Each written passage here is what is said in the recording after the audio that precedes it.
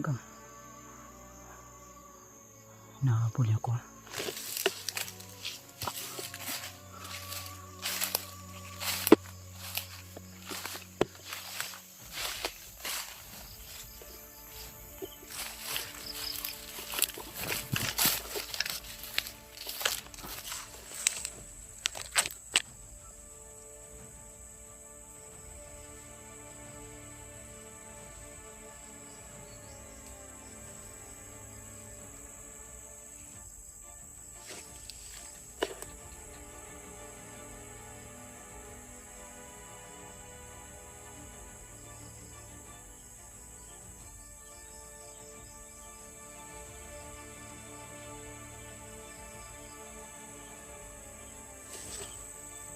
Dito tol.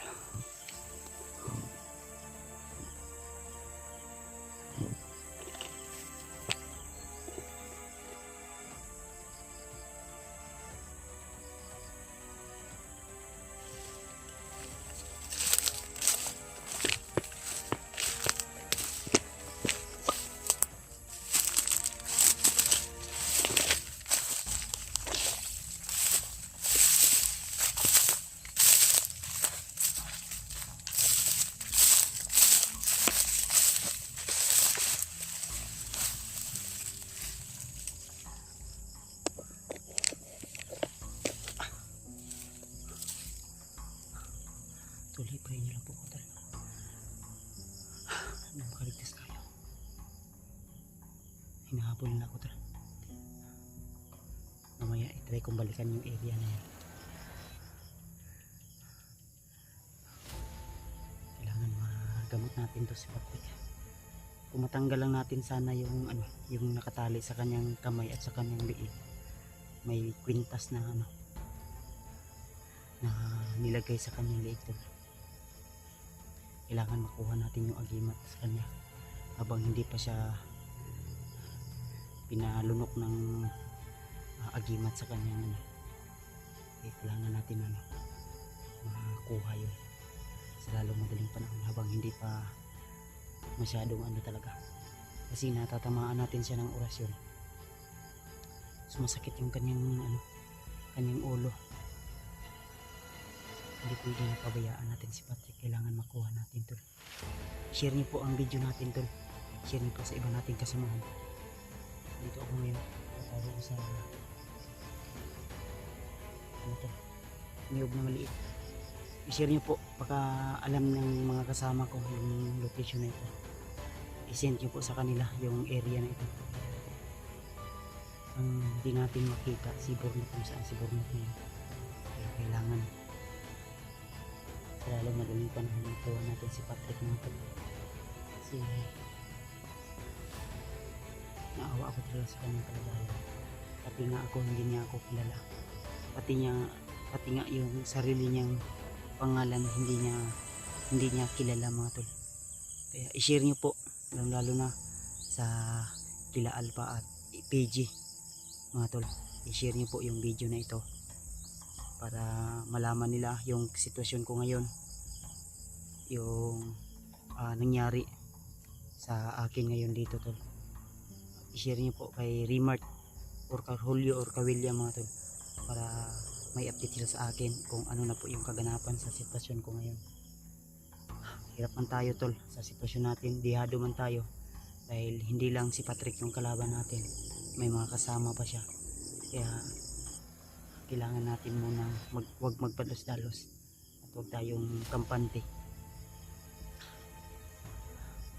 Sobrang pagod, sobrang hirap magkipaglaban.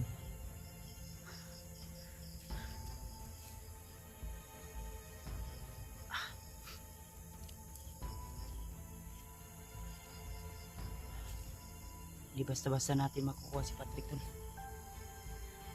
So hindi ako susuko. Pangako po sa inyo tol, iuwi ko po si Patrick sa amin.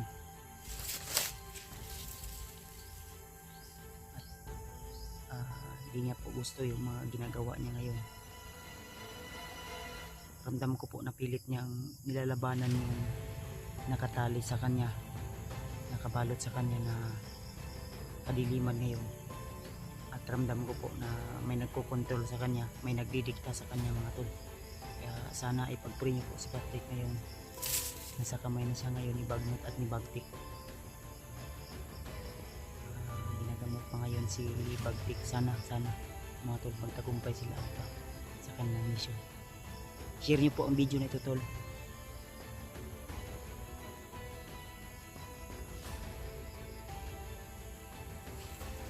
Hindi ako tatagal sa area na ito. Hanap tayo ng pwede natin mapagpahingahan. Sa kanina lang tayo naglalakad. Kailangan maghanap tayo ng magandang spot na walang ano talaga.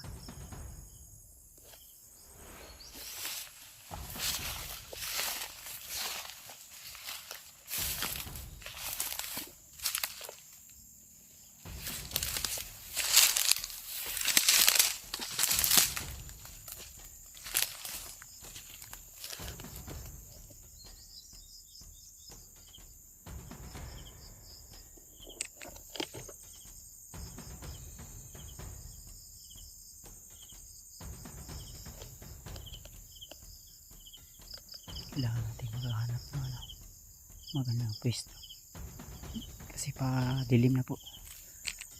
Sobrang pagod ko na rin po mga tol. Ang problema ko ngayon kung saan ako kukuha ng makain ko ngayon. May mga saging pa naman siguro dyan sa ano. Hanap tayo ng pwede natin makain mamaya.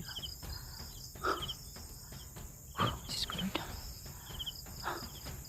At may mais na naman dyan tol. May mais dyan.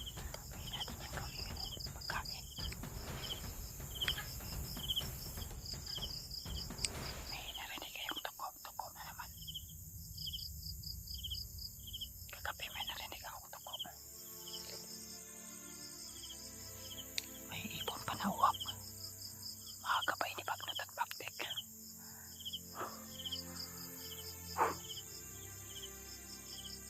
Hindi tayo magtatagal dito tol. Habang wala pang dumadaan. Kailangan nating humanap ng magandang pwesto. Pero mamaya kukuha tayo mamaya dyan o. Ng mais. Mais yan o.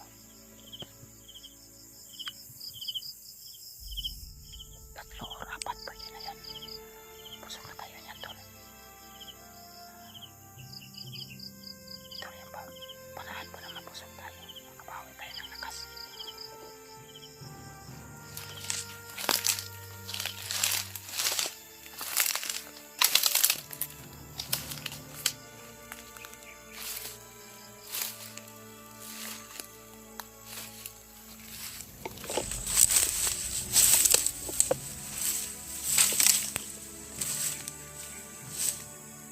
Ang problema, inubos ng mga daga. Inubos ng mga daga. Patay tayo nito. Wala nang natira sa atin tol. Inubos ng daga yung mais.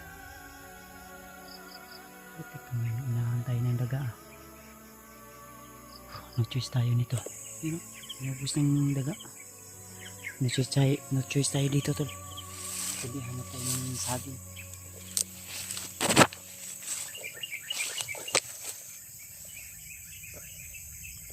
Saging dyan o.